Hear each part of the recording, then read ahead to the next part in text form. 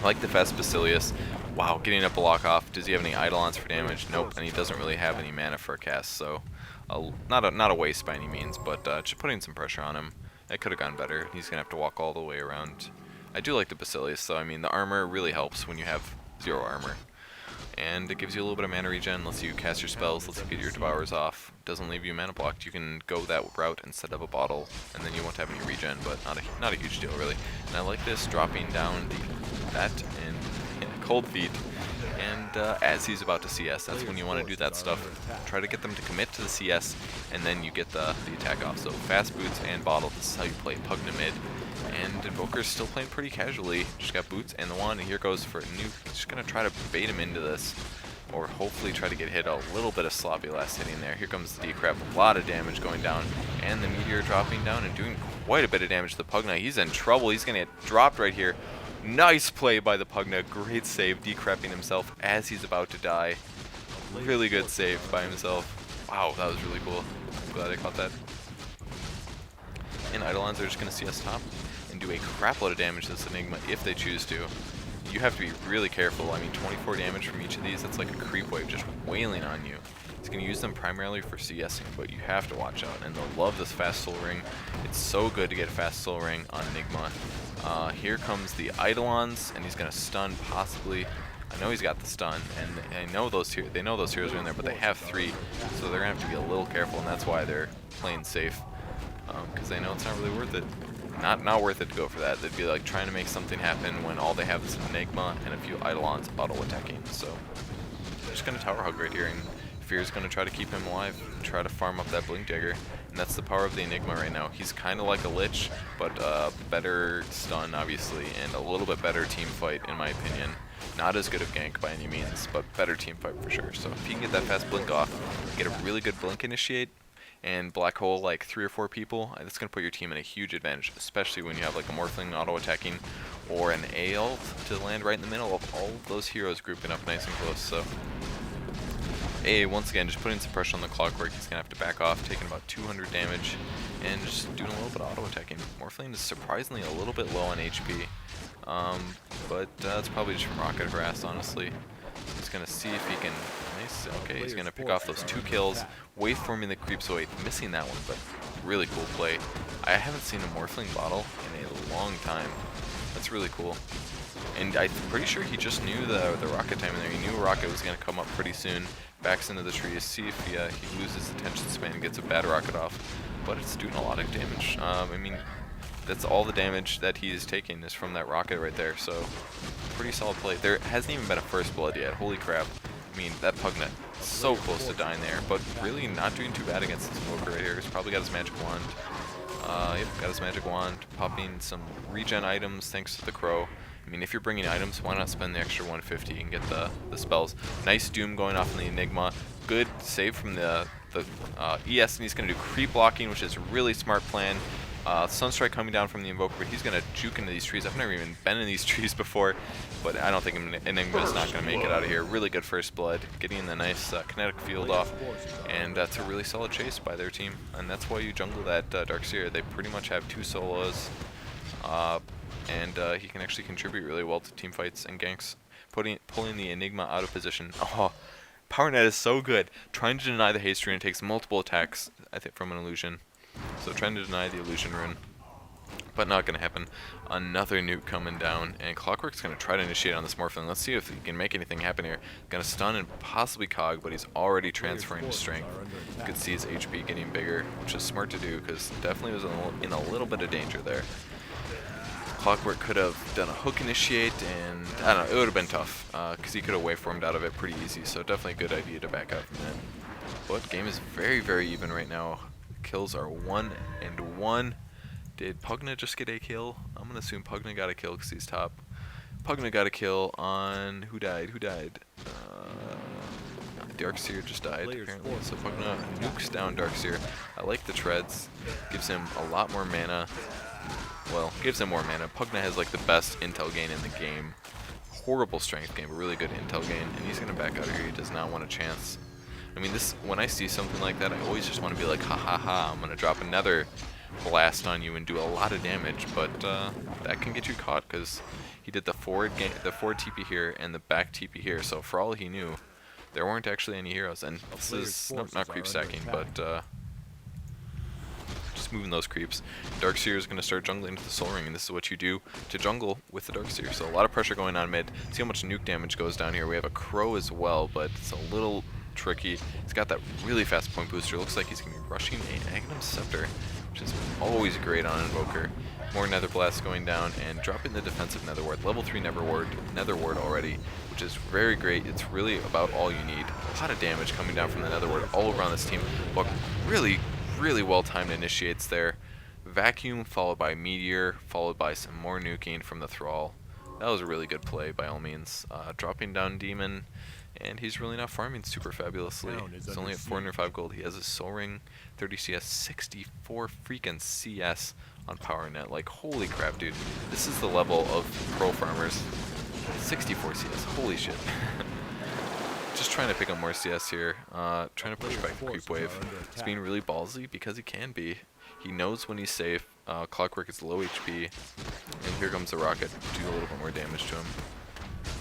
And is he going to get more CS? I mean, very good farmer. And if you can farm this good as Morphling and farm by yourself, like this whole game, there's not really a huge purpose.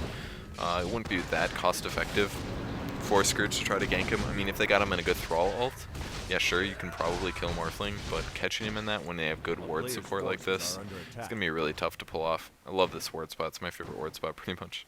I think this is good. Usually I put it like right here, but I think I've talked about this before, but this one's probably a little bit better. Gives you sight here, gives you better sight up here, and still gives you really good sight right here, and a little bit here, so definitely a good ward spot. And that's all defensive. A's playing like a full support game right now, and that's really cool. You don't see that very much on A's. Usually you just see them as the mid, but you really don't need to level them up that much. I mean, you've got Cold Feet, you've got Ice Vortex. He's going to check the rune here, see if he can pick up a rune right at 12. I think he can make it. But you really just need A for the ult. Does the minus heal, does the other cool status effects. Black Hole going down on the Lucifer, and there's going to be a lot of nuke damage going down with a lot of chain stuns. And are they going to get it? Barely. Does the Scorched Earth, gets nuked by the Nether Ward, and that is why they got that kill there. But luckily it was Doom for them, so going to be even closer to a Blink Dagger. Popping the Soul Ring lets you get those Eidolons out, and they're very expensive. 270 mana to cast that spell. Nuke going down, picking up the Eidolon, kills. Yes, it's about 60 gold there. Profited from the Invoker with the follow-up from the initiate by the missile from across the map. So how's PowerNet farming? I want to know. He has 500 gold. He has 83 CS at 12 minutes.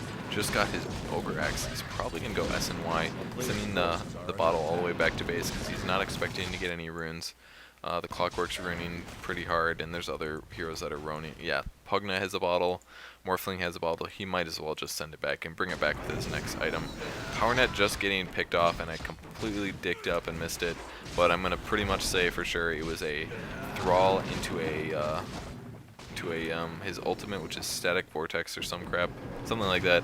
And Doom doomed him. And when Morphling can't waveform, he is pretty much a squishy carry. That's just what's going to happen. So that's one of the powerful things about Doom. He's going to be able to shut down the Morphling a lot more easily in this game. So a lot of Soul Rings so far in this game, surprisingly. Tanking the creeps with his illusions, really good play there.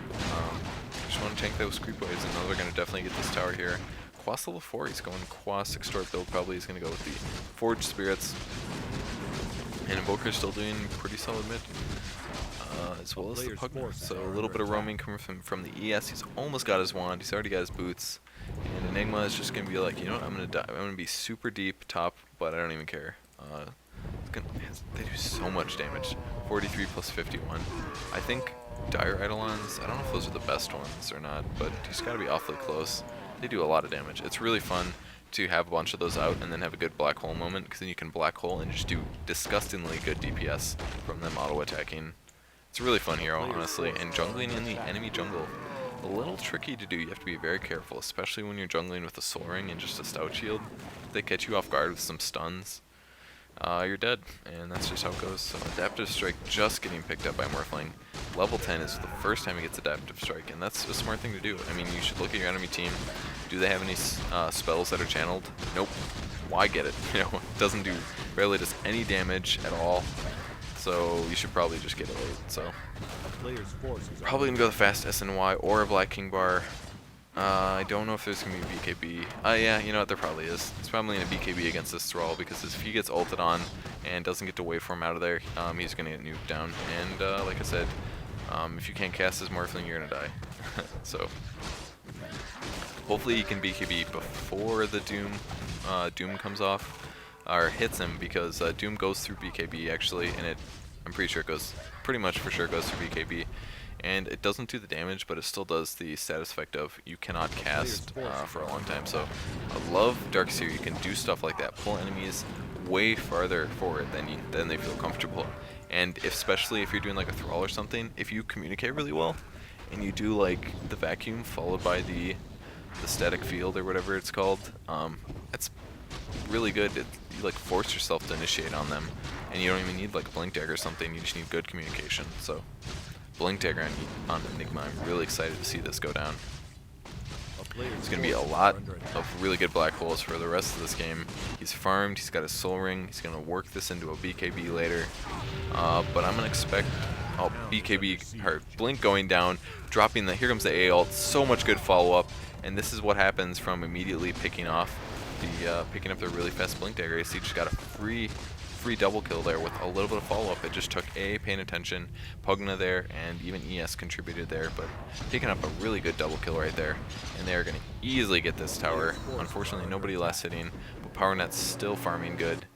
I think, oh, okay, he TP'd top there. I was like, what's going on?